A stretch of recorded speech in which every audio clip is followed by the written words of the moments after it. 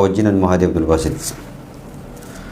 Oduu keenya jalqabaatiin Igad marii yeroo jalqabaaf mootummaa Itoophiyaa fi waraana bilisummaa Oromoo gidduutti gaggeeffame marsaa lammataatiif gartuulee lamaan gidduutti haala gaarii fi wal amantaa uumee jira jedhe.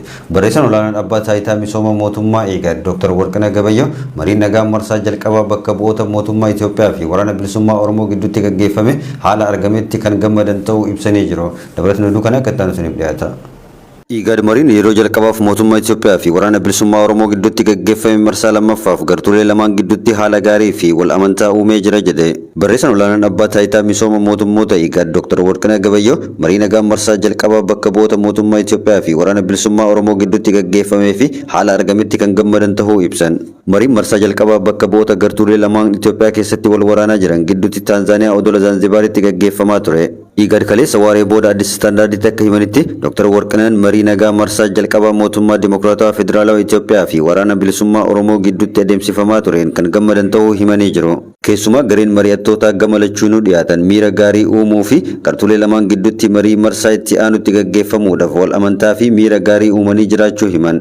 Dubbimaan barreessaa hojii raawwachiiftuu Igad Nur Mahmud Sheek akka jedhanitti tattaaffii qaamoleen hundi adeemsa nagaa ceessuudhaaf taasisan dinqisiifachaa adeemsa nagaa Itoophiyaadhaan durfamu milkaa'aa akka ta'us abdii qabna jedhan. Mariin paartilee lameenii torbaan tokkoof ture roobii darbee kan xumurame yoo ta'u gartuulee lachuu marichi baay'inaan milkaa'aadha jechuudhaan ibsan. Haa ta'u malee mootummaanis ta'e waraanni bilisummaa Oromoo irra deebi'anii wal arguu akka danda'an ibsuudhaan marii marsaa jalqabaa irratti waliigaltee irra kan hin geenye ta'uu dubbatan.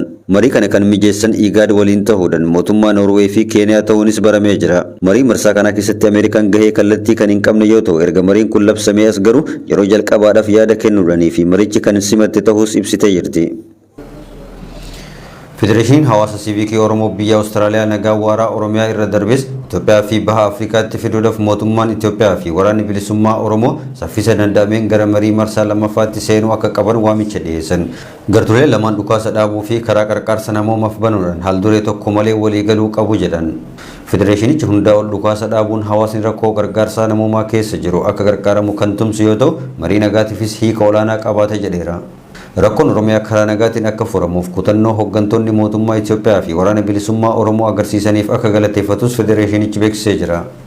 Mootummaan Taanzaaniyaa qaamolee araara garee lamaan walitti fidanii fi taajjabdoota adeemsa marii kanaa tolchuudhaaf carraaqqii godhan hunda federeeshiniin kun kan galateeffatu ta'us himamee jira. Waraanni bilisummaa Oromoo zoonii giddugala marii haala yeroo irratti gochaa ture milkiidhaan xumuruu fi kaadhimamtoota barnoota waraanaa fi siyaasaa ji'ootaaf barsiisaa ture bifa milkii qabuun eebbisiisee jiraachuu ibse. Sirnicha irratti argamuudhaan haasaa kan taasisan ajajaan waraana bilisummaa Oromoo zoonii giddugala Jaalsanyii Nagaasaa qabsoo bilisummaa Oromoo keessatti sadarkaa idil addunyaatti bakka qaamni sadaffaa jirutti impaayera Itoophiyaa mariidhaaf taa'uun kun kan jalqabaati jedhanii ibsanii jiru. Gammachiis Magarsaa dabalatisaa qaba.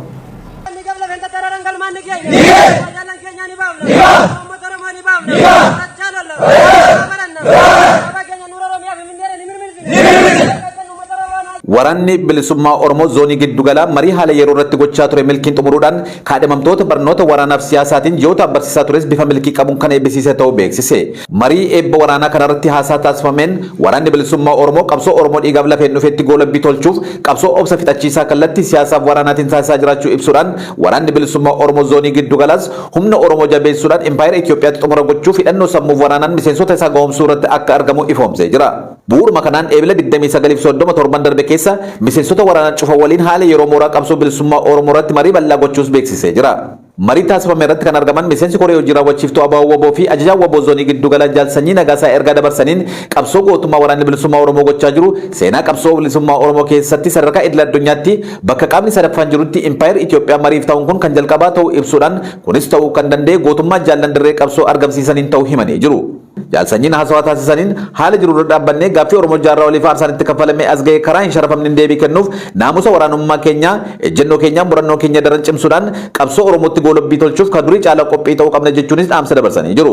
Itti dabaluunis zooniin giddugala akka qabsoo faanja'utti hundaa'u akka qabu waggoota 10 dura koreen hojii raawwachiiftuu Abaa kan murteessee fi bu'uura murtee kanaan yeroo garaagaraatti waraana dirree kanatti hundeessuuf yaaliin godhamaa ture milkaa'uu baatus aarsaa ciccimaa waltaanee kan falleen waraanni bilisummaa Oromoo zoonii giddugalaa hundaa'ee gandoota baadiyyaa aanaa dhuunfachuudhaan fageenya magaalaa Finfinneeraa kiiloomeetira 10 lakkaa'amurraa lolaa kan jiru ta'us himanii jiru.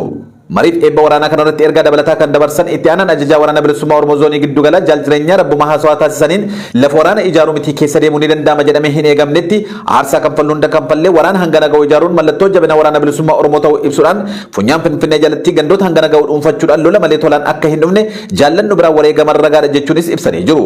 Waraanni bilisummaa Oromoo zoonii giddu gala kana malees eebila 2023 kaadhimamtoota ji'ootaaf leenjii waraanaaf siyaasaan barsiisaa ture eebbisiisuudhaan dirree qabsootti kan bobbaase ta'uu ibsee jira. Naannoo Amaaraa bakka adda addaatti walitti bu'iinsa raayyaa ittisa biyyaa fi hidhattoota gidduutti dhalatee lubbuu namaatirra miidhaan gahu Koomishiniin Mirgoota Namummaa Itoophiyaa hime. Koomishinichi ibsa Kamisa Eebila 4 bara 2023 baaseen tarkaanfiin olaantummaa seeraa kabachiisuu mootummaa federaalaa naannoo Amaaraa keessatti raawwataa jiru mirga namummaa irratti dhiibbaa uumuu hordofaa akka jiru ibsee jira. Dabalataan oduu kana akka itti dhiyaata. Naannoo Amaaraa bakka adda addaatti walitti bu'iinsa raayyaa ittisa biyyaa fi hidhattoota gidduutti dhalatee lubbuu namaarra miidhaan gahu Koomishiniin Mirgoota Namummaa Itoophiyaa hime.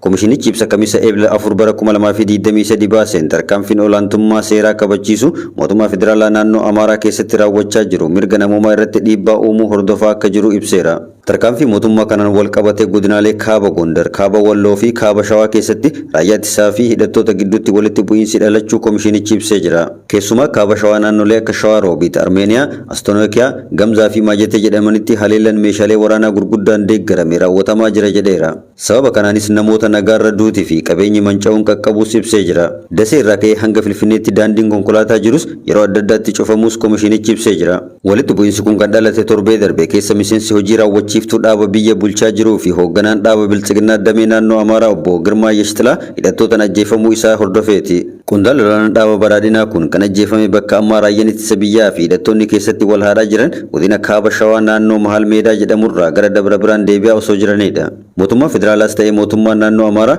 walitti bu'iinsa dhalachuu ilaalchisee gabaasa Koomishinii Mirgoota Namummaa Itoophiyaa baase kana irratti yaada kenne hin jiru. Ajjeefamuu obbo Girmaa Yeshtilaa fi torbaanota dura ammoo mootummaan caasaa humnoota adda addaa naannolee diigee raayyaa ittisa biyyaa fi poolisii naannootti akka makaman gochuu hordofe murteen kun naannoo Amaaraa keessatti dura dhaabbannaa guddaa isa mudatee jira. Kana hordofes naannicha keessatti hiriirri mormii murtee mootummaa balaaleffatu guyyootaaf gaggeeffamaa ture muddamas uumee jira.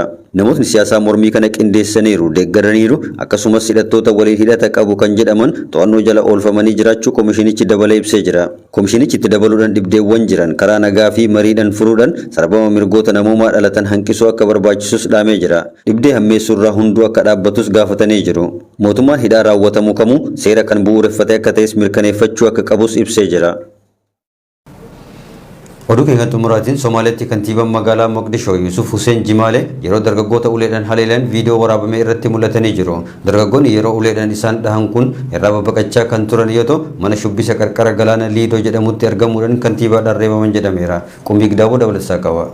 Kantiibaa magaalaa guddoo Somaaliyaa Moqdishoo Yusuf Hussein Jimaale yeroo dargaggoota uleedhaan haleelan viidiyoo waraabame irratti mul'atanii jiru. Dargaggoonni yeroo isaan uleedhaan dhahan irraa baqachaa turanii jiru. Jarri kunis mana shubbisa qarqara galaana Liidoo jedhamutti hashiishaa fi dhugaatii dhugan jedhameetu kantiibaadhaan akka reebametu himame. Yusuf Hussein reebuun isaanii sirrii ta'uu hubatanii ijoolleen naamusa qabachuu qabdi, kanaaf immoo qaawwira ulee wayyaa akka jiranis eeramee jira. Isaan keessaa muraasni machaa'anii waan turaniif yeroo deebisanii loluuf yaalan akka hin reebinis himamee jira. Akka naamusaatti gocha argine sana hin eeyyamnu hin fudhannu akka isaan jedhanis odeeffamee jira. Kantiibaan kun ofii isaaniitiif seera kabachiisuuf gocha raawwatan gareen namootaa kan muufachiise yommuu ta'u, ijoolleen kantiibaan kun reebaan gocha raawwatan jedhameef ragaa fi adeemsa seera qabeessa ta'een akka gaafatan barbaadus jedhamee jira. Kantiibichi harka ofii isaan seera kabachiisuu barbaade kun silaa qaama ilaallatuuf dhiisuu qaba ture. Namni seera cabsee himatamee mana murtiitti dhiyaatamee gaafatamu akka qabu Moqdishootti rogeettii dhimma hawaasaa kan taate Munaa Haasan dubbachuunis eeramee jira. Kaan immoo biyya ijoolleen naamusa qabsiisuuf kabaluu fi dhahuun eeyyamamutti kantiibichi uleedhaan ijoollee kana dhaatamuu rakkoo hin qabu akka jedhanis himamee jira. Jiraataan Moqdishoo Muhammad Nuur kantiibicha akka maatii tokkootti akka adabeetti akka ilaalus dubbatee jira. Akka kanatti naamusa qabsiisuuf qabanii hidhuurra gaariidha. Sababiinsaa namoonni jireenya isaanii guutuuf yakkamtoota hin ta'an jechuun tiwutira irratti barreessee jiraachuu BBC'n gabaasee jira. Dubbii himaan bulchiinsa magaalaa Moqdishoo manni nyaata dargaggoonni kunneen keessatti argaman jedhame qoricha sammuu namaa si'eessu waan argameef eeyyama jalaa haqameeras jedhan.